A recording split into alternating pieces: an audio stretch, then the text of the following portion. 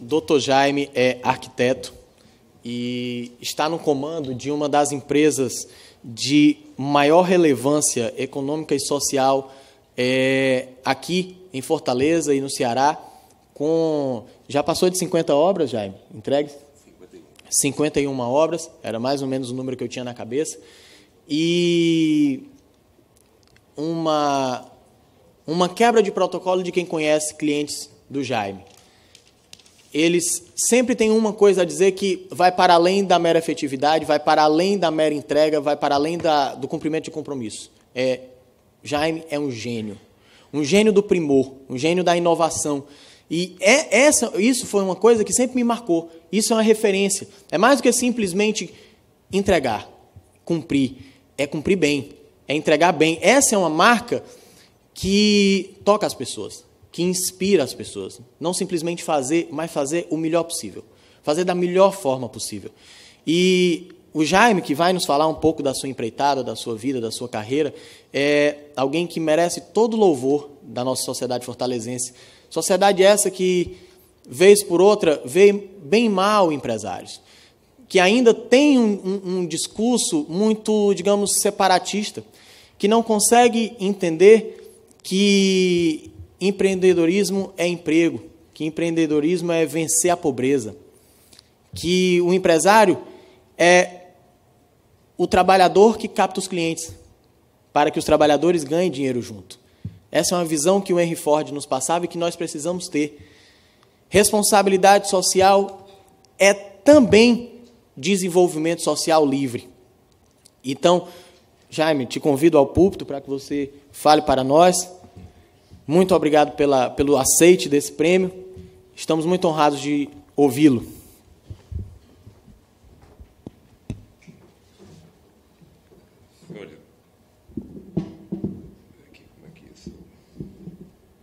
Bom dia a todos.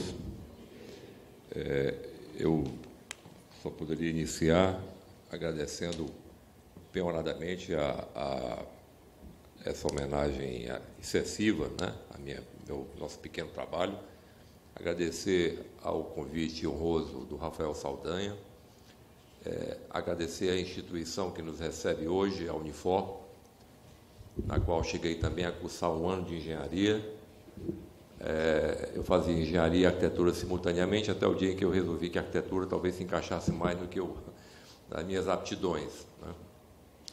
E tem ainda outra história com a Unifor pessoal, porque a minha mãe, que veio de Belém do Pará, quando eu e minha irmã tínhamos 10 anos de idade, 9, 10 anos, ela resolveu fazer o curso superior, foi fazer vestibular, tirou o primeiro lugar e foi fazer biblioteconomia, porque ela gostava muito de livros, de literatura, era um intelectual. E a minha mãe, Ivani, organizou pela primeira vez a Biblioteca Central da Unifor, no início da Unifor, na época de Carlos Dauge, bem no começo, quando a Unifor era um projeto na cabeça do Edson Queiroz. E essa instituição, afinal, esse belo presente para o Ceará, é uma generosa contribuição do espírito empreendedor de Edson Queiroz, que depois foi levado em frente com muito êxito pelo chanceler Ayrton Queiroz. Então, eu queria, antes de mais nada, agradecer a todos.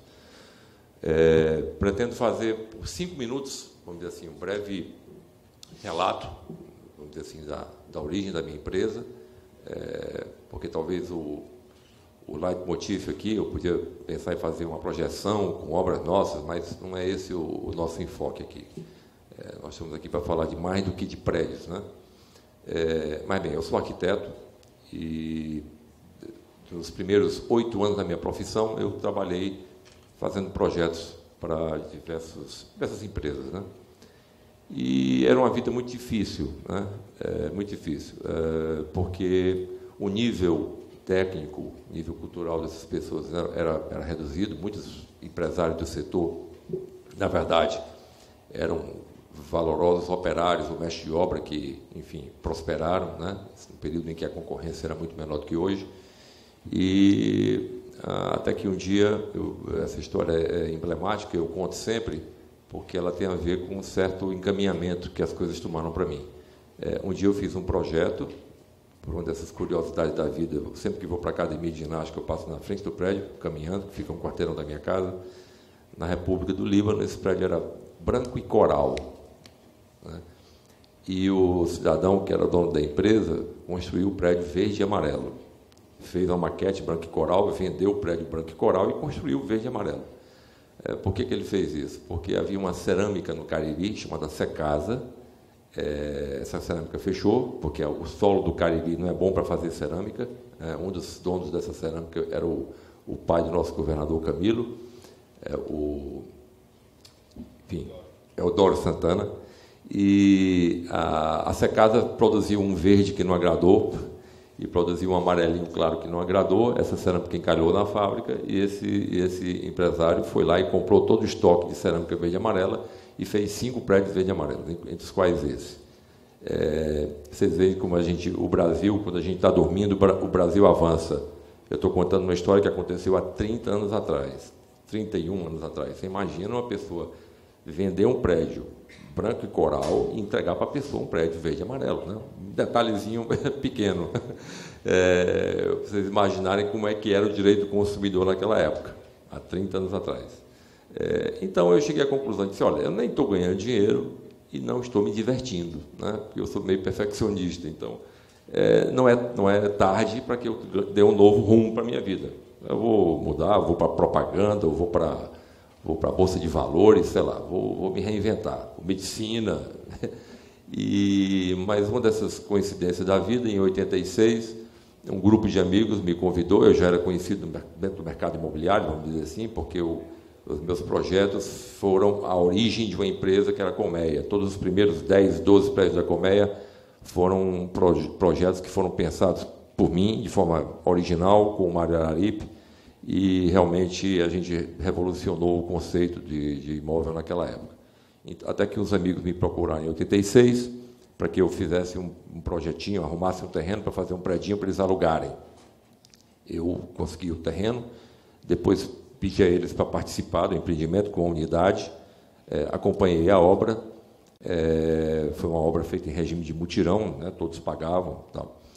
E ao final daquilo eu pensei, poxa, eu podia fazer isso de forma empresarial. Eu podia reunir essas pessoas, podia fazer projetos e podia permitir que essas pessoas comprassem esses imóveis a um preço muito mais baixo do que comprando de incorporadoras tradicionais, né, que tem embutido custo de financiamento, de risco, etc. e tal. Ou seja, eu poderia organizar mutirões, né, simplesmente isso. E assim surgiu a Reata, né.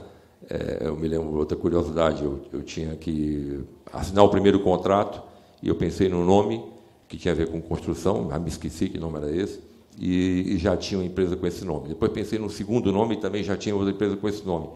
Até que eu pensei, vou tirar uma coisa aqui do meu inconsciente, e tem um filme chamado Assim Caminha a Humanidade, Giant, que foi o último filme do James Dean, onde tem uma fazenda de petróleo, eles acham petróleo lá, chama-se Riata, né?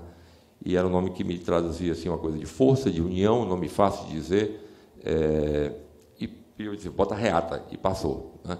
Então, aí começou a nossa história, há 29 anos atrás, um pequeno prédiozinho, singelo, na casa da mãe de uma amiga minha, que ela queria apartamentos. Quando eu estava subindo a estrutura, eu comecei o segundo, logo depois o terceiro, e eu mesmo captava essas pessoas, né? Então, eu ia lá no BEC, com um amigo meu que era diretor, e juntava a diretoria do BEC, e todo mundo entrava com um apartamento. E o resultado era bastante positivo, e a coisa foi de boca em boca, e isso coincidiu com um momento, com a entrada do Brasil na era da alta, da hiperinflação. O que é que isso quer dizer? Quer dizer que todo o sistema financeiro de habitação brasileiro ruiu. Por que ele ruiu? Porque quando a inflação de um país atinge um umbral assim, de, digamos, 10% ao ano, 9%, 10% ao ano, qualquer financiamento de longo prazo ele se torna inviável, porque o mutuário já não tem condição sequer de amortizar o empréstimo. Então, como o Brasil entrou numa era de hiperinflação, aconteceu aquele caso típico, uma pessoa pagava 10 anos no apartamento, 5 anos no apartamento na Caixa, e quando eu ia olhar lá, a dívida dele era 2 vezes, 3 vezes o valor do imóvel, né? Então, é claro que o sistema todo ruiu. Nesse momento, então, essa ideia de juntar as pessoas, eu traduzi num pequeno slogan que eu mesmo criei e coloquei, que era: nós não temos clientes, temos sócios. Ou seja, a ideia da Reata era juntar pessoas em torno de um projeto coordenado pela minha empresa e, ao final, a gente ter um produto imobiliário de alta qualidade, enfim, com um custo 40% menor do que se teria numa incorporação convencional. Claro que não se trata de uma solução para a grande maioria da sociedade. Claro, nós não temos meio de financiamento. Se trata de uma atividade para uma elite do ponto de vista de poder aquisitivo, evidentemente. Você só terá uma solução habitacional para a sociedade quando a taxa de juros for baixa, quando as contas do governo forem consistentes e quando houver previsibilidade na economia, além, é claro, de uma boa taxa de emprego e de um bom nível de renda médio. Na verdade, está tudo enganchado, enfim, e esse foi o escopo das coisas. Eu, no começo, tinha um certo prurido, como arquiteto, de estar à frente de uma empresa. Depois disso, eu perdi, vi que, ao contrário, que talvez eu conseguisse, pela primeira vez, fazer arquitetura de alto padrão, e eu devo dizer a vocês que jamais me arrependi dessa decisão, né? Então, chegamos depois a 3, 4, 5, 10, 11 obras simultâneas, né? Não quero nunca mais fazer isso, mas mantemos o padrão hoje de 4 obras, queremos chegar até 5 obras simultâneas e tal, o suficiente para a gente se divertir, né? Não fazemos propaganda, não fazemos canteiro de obra, como chama? Estande de vendas, nós não fazemos apartamento mobiliado, nós não vendemos coisa certa a preço fechado. Nós garantimos que pessoas possam empreender, que possam fazer um investimento na área imobiliária a preço de custo, simplesmente. E isso teve um subproduto para mim, como arquiteto, inestimável, que é o domínio completo sobre a obra, né? Então, ninguém nunca mais pegou um prédio meu e mudou de cor sem me avisar, né? E a gente conseguiu chegar em pontos que eu nunca imaginei de chegar. Às vezes, até indo um pouco à frente do tempo. Me lembro de um projeto que nos deu muita dor de cabeça, foi a Torre Santos Dumont. Fortaleza não tinha nenhum prédio empresarial, e eu achei que chegava a hora de ter um prédio empresarial. Convidei um amigo, um colega meu, arquiteto de São Paulo, Carlos Bratic, que trabalhou comigo no anteprojeto, e foi uma coisa muito difícil. O mercado achava uma coisa que era um sonho, mas o fato é que a torre está lá. Nós inauguramos a torre lá com o sobrinho do Santos Dumont, com a banda da Força Aérea.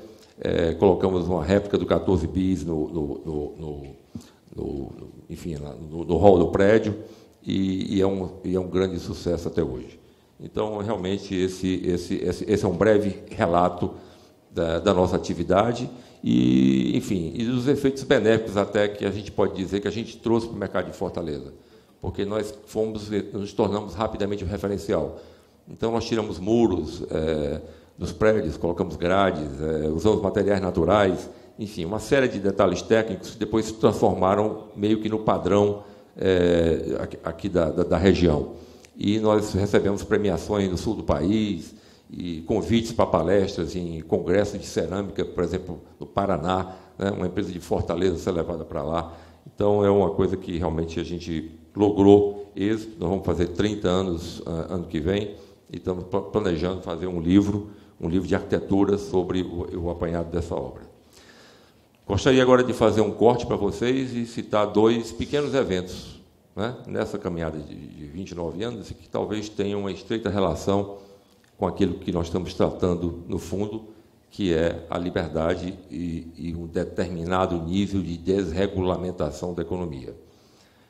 Há anos atrás, eu fui obrigado a comparecer a uma delegacia num processo penal, criminal. Vejam só, olha como o Brasil é a terra dos jabutis nas árvores, né? Movido por um certo CODEME, Conselho de Defesa do Mercado Imobiliário. Então, eu procurei entender, mas que jabuti é esse CODEME, né? O CODEME foi um conselho criado como pano de fundo pelos cartórios de registro de imóveis. Por quê? Porque aos cartórios de registro de imóveis, na hora em que a gente se transformou numa empresa com volume de obras grande, os cartórios não gostavam do que nós fazíamos. Por quê? Porque eles perdiam a condição de fazer atos registrais de transmissão. Ou seja, um grupo de amigos se juntava e alguém, no meio do caminho, resolvia sair, vendia para outro amigo e não estava pagando para o cartório para fazer aquilo. Fazia um contrato e, ao final, o terreno era escriturado no nome dos proprietários finais. Ou seja, o cartório estava perdendo uma parte dos proventos aos quais ele julgava ter direito. Então, o CODEME nos denunciou porque nós estávamos fazendo empreendimentos sem fazer memorial de incorporação. O memorial de incorporação, como vocês sabem, faz parte da Lei 4.591, que diz que você não pode fazer venda de produtos imobiliários a prazo sem ter o registro de memorial de incorporação. Ocorre que nós não somos incorporadores. Ocorre que, no nosso caso, cada condomínio é uma empresa, com a conta bancária, os cheques são assinados por nós e pela comissão de representantes, todo mundo tem acesso à conta, é um mutirão organizado, né? E eu fui chamado com mais 2 condôminos. O próprio delegado não entendia bem o que é quem estava fazendo ali, né? Claro que a ação foi encerrada, né? Mas vocês vejam até que ponto as coisas acontecem nesse país, né? Eu, que jamais pedi um tostão de financiamento, ou que tive um tostão de isenção, ou que contei com qualquer tipo de influência política, seja lá o que for, para desenvolver minha atividade, que saí de uma prancheta para fazer o que a gente fez, tive que comparecer a uma delegacia de polícia, porque o que nós estávamos fazendo prejudicava a arrecadação de cartórios, que queriam que a gente fizesse a coisa com transmissões de pessoa para pessoa. Não, você não pode vender um direito seu para o seu amigo. Você tem que vir no meu cartório, eu lhe cobro um registro para você fazer isso e passar para a pessoa. Eu posso lhe contar muitas histórias mais do que essa, mas esse é um caso emblemático. Vou agora fazer outro corte para outro momento. Outro momento em que eu senti como o Estado brasileiro nos toca. Eu estava concluindo um grande apart-hotel, o maior de Fortaleza, chama-se Yacht Plaza. Fica na beira-mar, ao lado do mercado de peixes. Eu comprei esse terreno dos irmãos Adalto e Humberto Bezerra, que tinham comprado esse terreno no leilão de um órgão público federal, Cibrasem, cerca de 15 anos antes. Então, aprovei um projeto, eu queria fazer um grande flat, um grande apart-hotel, um equipamento turístico. Reuni um grupo, são 232 apartamentos, tinham 150 condôminos, tinha gente de vários países até, e construímos o prédio, tiramos o alvará, compramos o terreno, construímos o prédio, mobiliamos, tiramos o habites, e tinha uma coisa que me incomodava, o mercado de peixes ao lado. O mercado de peixes fedia muito, né? Então, as tripas de peixes eram deixadas ali ao relento, e aquilo tinha um fedor. E eu disse assim, olha, não adianta a gente chamar o governo aqui para resolver isso. Reuni os condôminos, eu sempre tive muita, vamos dizer, boa comunicação com esses grupos, são pessoas que confiam em mim, e eu disse, gente, nós vamos ter que fazer aqui uma cota, vamos fazer aqui um orçamento e vamos construir um novo mercado de peixes. Era alguma coisa, talvez desse, sei lá, 1,5 milhão hoje, algo desse tipo assim. E aí eu cometi um erro. Eu devia ter chamado alguém de um partido de esquerda, um vereador, para encabeçar esse processo, né? Mas eu achei que estava fazendo uma coisa boa, então eu liguei para o pessoal da prefeitura, o cidadão da prefeitura era o Feijão, ficou entusiasmado com a ideia, porque ia fazer uma obra, enfim, nós íamos fazer o projeto, nós íamos executar em 45 dias, 60 dias o mercado de peixe e tal.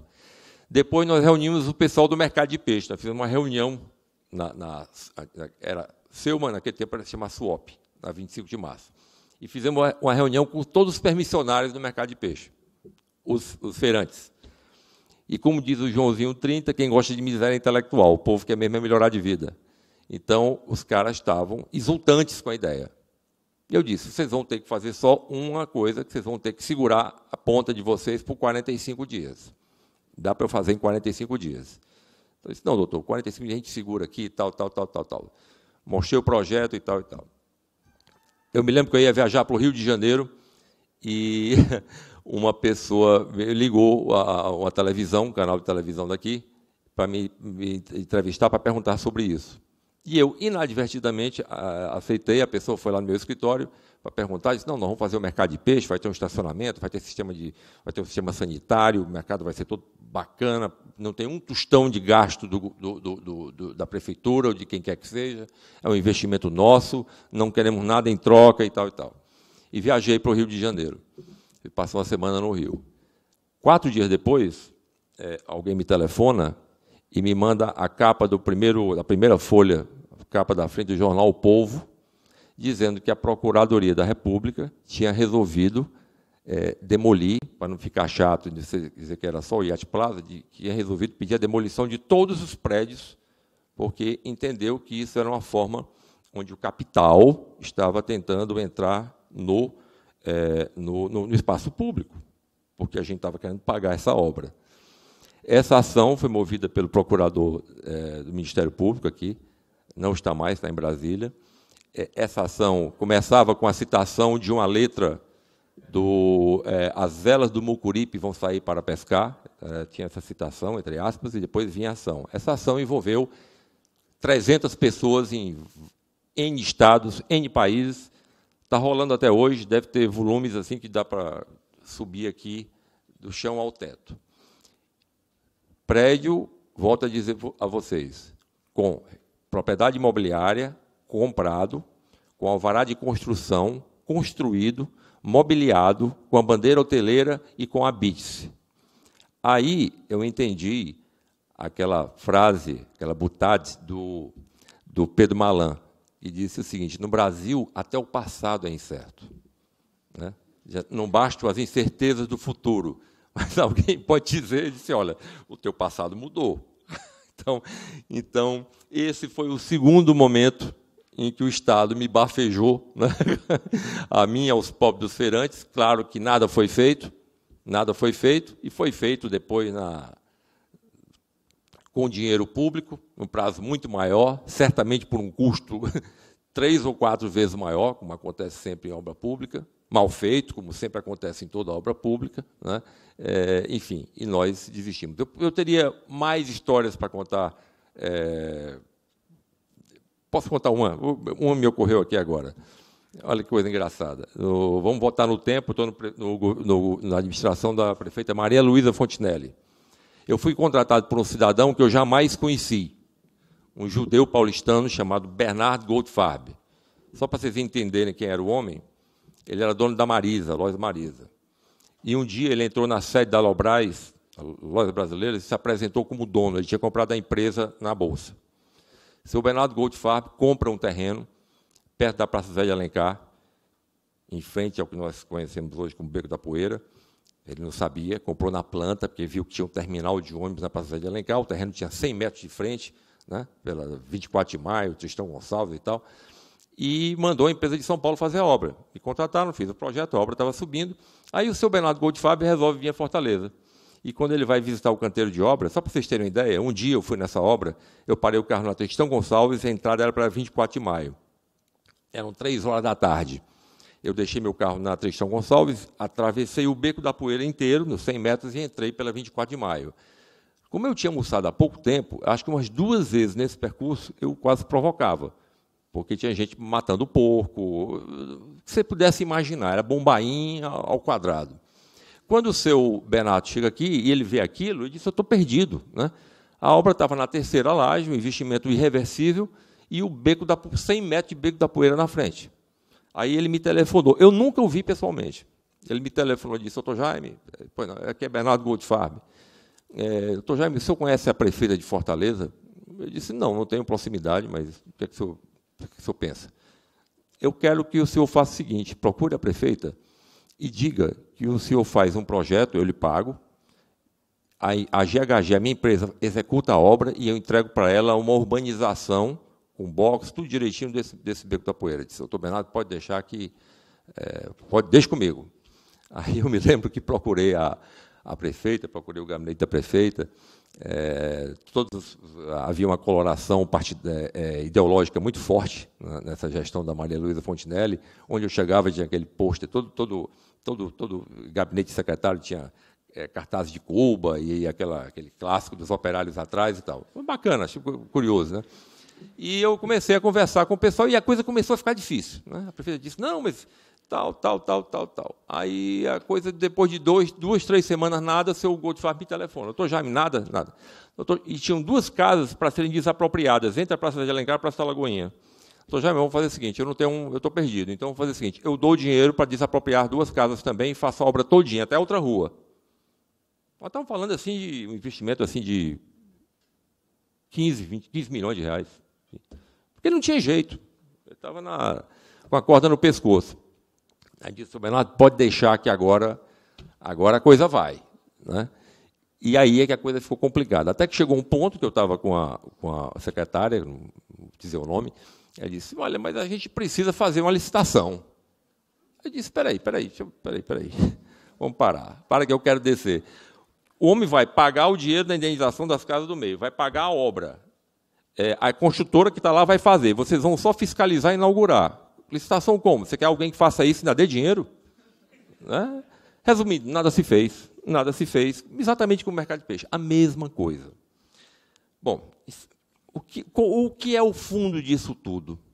É o nosso cerne cultural. Nós temos uma relação espúria e mal resolvida com o capital. Isso faz parte da nossa raiz ibérica e provavelmente tem muito a ver também com a dominação moura por 4 ou 5 séculos na Península Ibérica. Isso nos deu riqueza cultural, mas isso nos traz uma questão complicada em relação ao capital. O capital sempre é danoso. Pelo capital se faz tudo ao mesmo tempo. Pelo capital se mata, se escraviza, se rouba, se desvia, se desvirtua os filhos, se entrega a mãe. E nós gostamos muito, nós não, há um certo perfil ideológico de pessoas no Brasil que gostam de demonizar os Estados Unidos. Né? Eu tive uma discussão desnecessária com a minha irmã caçula, nós somos 2 irmãos, eu e Cláudia, mas meu pai ficou viúvo, eu tenho 2 irmãos, um casal também, meu pai era muito metódico, um casal, outro casal, só que eles são 20 anos mais novos, 25 anos mais novos. Eu tive uma discussão com ela porque eu fiz um comentário favorável aos Estados Unidos. E como ela faz parte do perfil ideológico que não pode admitir isso, né, mas a gente tem que se curvar ao fato de que a civilização americana tem uma relação extremamente sadia com o capital. É por isso que as pessoas lá enriquecem sem vergonha, sem medo de ser felizes, e doam danadamente aquilo que conquistaram ao longo da vida. Me lembro que um dia eu estava com uma amiga jornalista também, da chamada esquerda, ou esquerdosa, como dizia o Roberto Campos, na mesa, e eu comentei o fato de que o Mr. Packard, da HP, Hewlett-Packard, a mulher dele tinha morrido de câncer, e esse cidadão tinha uma fortuna de, naquela época, 8 ou 9 bilhões de dólares, estou falando de 20 anos atrás.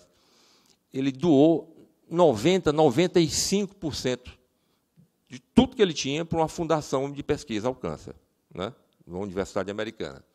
As universidades americanas recebem muita doação de quem estudou lá. Né? Eu gostaria de saber quantos reais a nossa UFC recebeu de alguém que estudou lá, ou a nossa Unifor. Eu desconfio que não dá para comprar uma bicicleta. Né? Pois bem, eu estava falando sobre a questão estava tocando, misturei aqui a coisa, assim, a jornalista. É tanta coisa aqui que mistura. E ela disse, bom, mas eu sei por que ele fez essa doação. Eu disse, por quê? Para ganhar isenção de imposto de renda.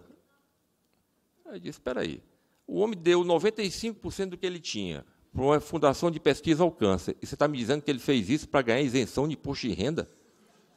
Ele disse, é difícil. Mudamos de assunto, vamos falar de música e tal e tal. Né? Então, isso é muito complicado. E isso me leva também a um trabalho que eu fiz na época da faculdade, no raciocínio da Faculdade de Arquitetura, aqui, na Federal. Eu fiz um trabalho sobre uma comparação muito interessante. Tinha uma tese que eu acho interessante. Seria interessante alguém desenvolver isso.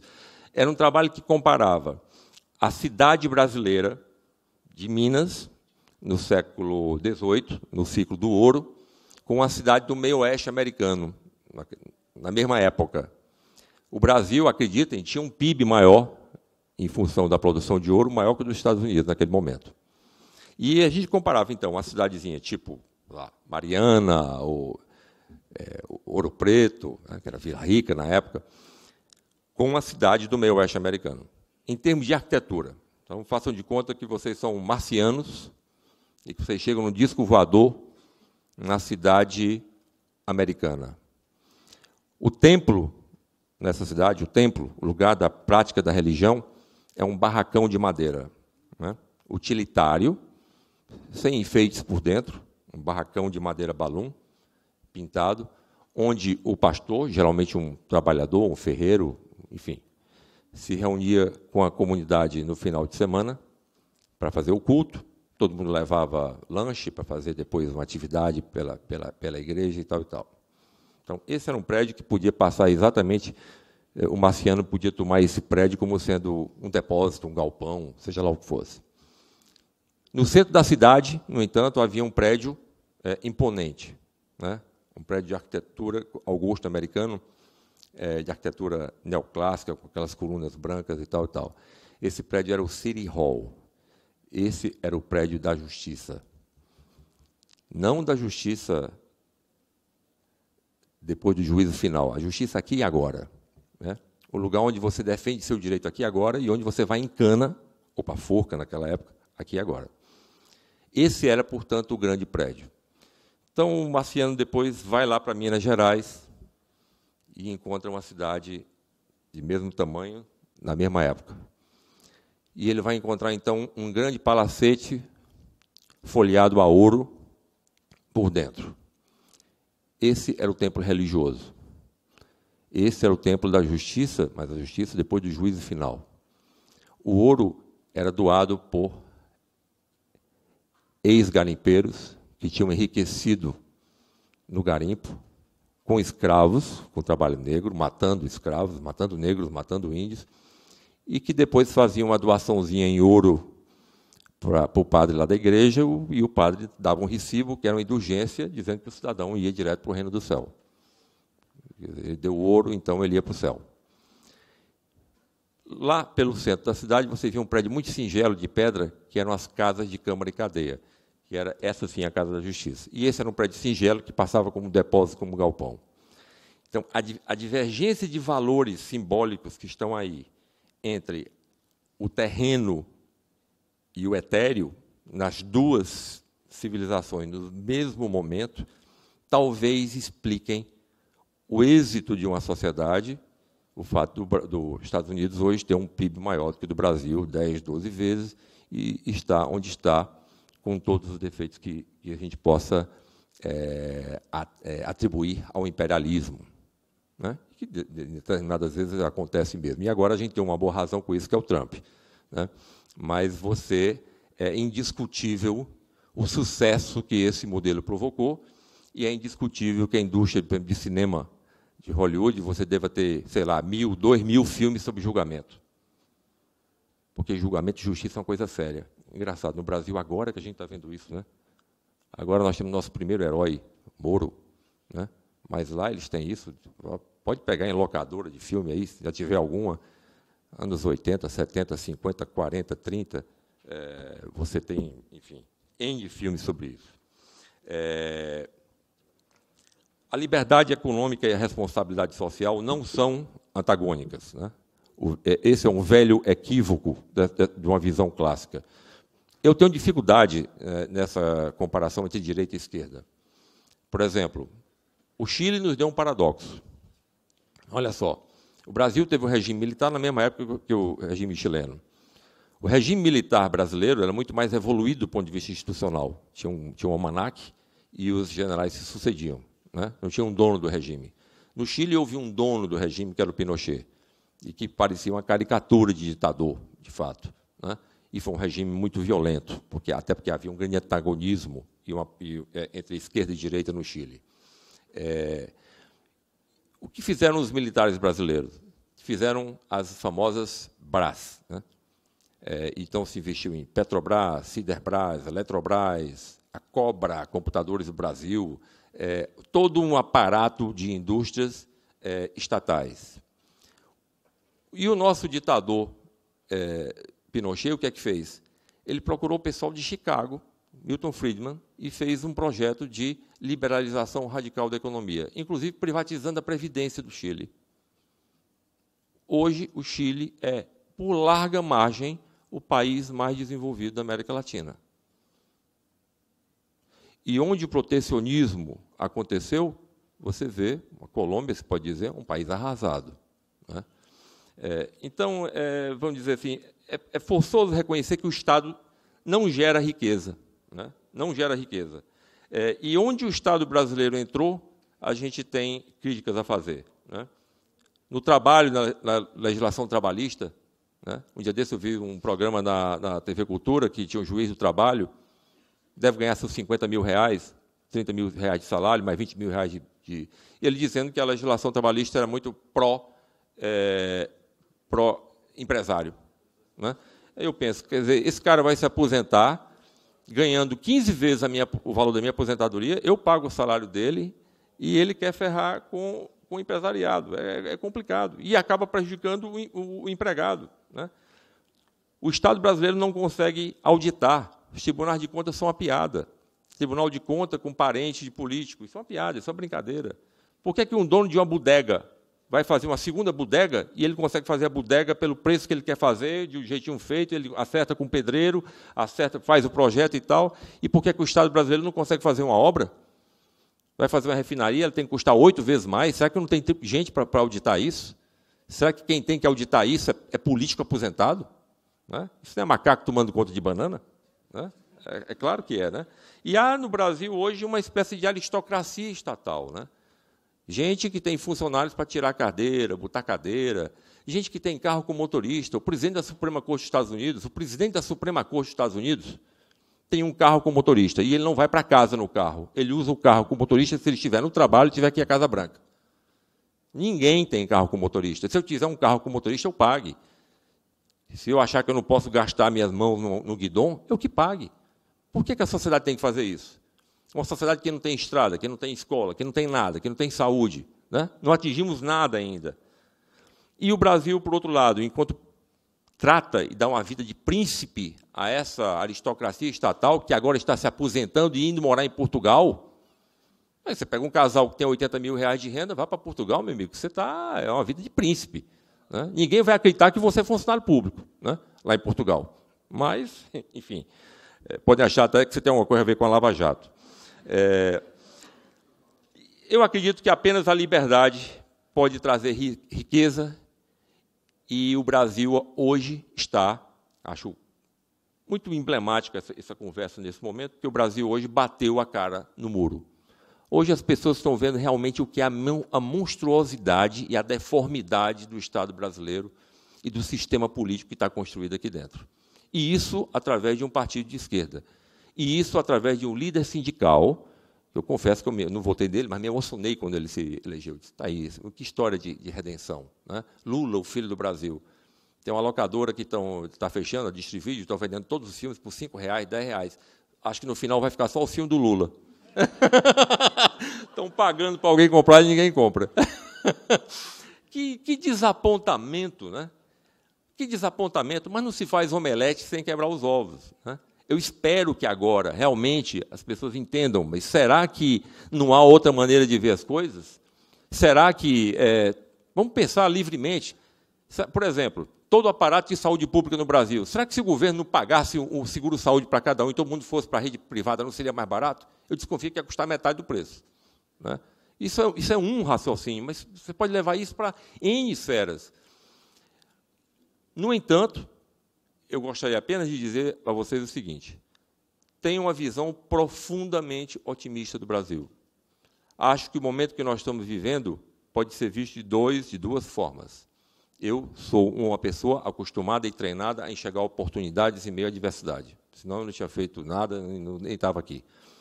Então, você pode ver o copo meio cheio ou pode ver o copo meio vazio. Eu acho que nós estamos construindo as bases de algo novo. A sociedade não teve tempo ainda para gerir o que vai ser isso. Eu acho que faltam líderes. Eu acho que a atividade da política, que é uma atividade hoje tão mal afamada, é a atividade mais elevada que qualquer cidadão pode praticar. É preciso que os bons desse país, né, entrem na política e se apoderem dela, porque não há outro caminho. Eu tenho uma sensação de pertencimento em relação à minha cidade, ao meu estado e ao meu país. Sempre que eu posso, quando eu posso sair 1 semana de férias, 2 semanas de férias, fora daqui, eu digo sempre que eu tenho 2 alegrias. Eu tenho uma alegria quando pego o avião para sair, vou pensar que 2 semanas eu vou, enfim, poder divagar, e tenho uma alegria muito maior quando vejo as luzes de Fortaleza à noite pela janela do avião, né? Porque, com todos os problemas, é o lugar que me pertence, né? Foi aqui que eu estudei, tenho histórias, construí minha vida aqui, crio meus filhos aqui, e eu me lembro de uma história que a minha irmã Cláudia foi secretária de Cultura do governo Lúcio Alcântara. Ela tinha muita amizade pelo grande Ariano Suassuna. E o Ariano Suassuna, com aquele sotaque, aquela verve nordestina dele, dizia: Claudinha, estrangeiro em terra alheia é o último que come e o primeiro que apanha. Né? Tem uma certa, sabe as palavras. Eu jamais ia morar, nem que fosse em Portugal, nem em outro lugar. Meu lugar é aqui. Eu posso passear, ou ler, ou assistir filme, mas meu lugar é aqui. Então, eu acredito que nós estamos construindo as bases de um futuro melhor, e um fator importantíssimo para isso é esse tipo de diálogo desassombrado. Eu sei como isso é difícil, né? Se com a minha irmã caçula é difícil, no aniversário do meu pai, imagina como isso é difícil a nível de sociedade. Mas é preciso que as pessoas comecem a pensar em torno de cinza, não em torno de preto e branco. Que a gente tem que construir um país melhor, e que o caminho é a abertura de um debate amplo e a quebra de privilégios inaceitáveis que se encastelaram, os jabutis que subiram nas árvores do Estado brasileiro. É preciso tirar esses jabutis dessas árvores, né, e impedir que alguém faça com que eles subam de novo. Finalmente, me resta agradecer a oportunidade, agradecer a vocês todos pela paciência e torcer pelos dias melhores que estão aí na frente. Muito obrigado.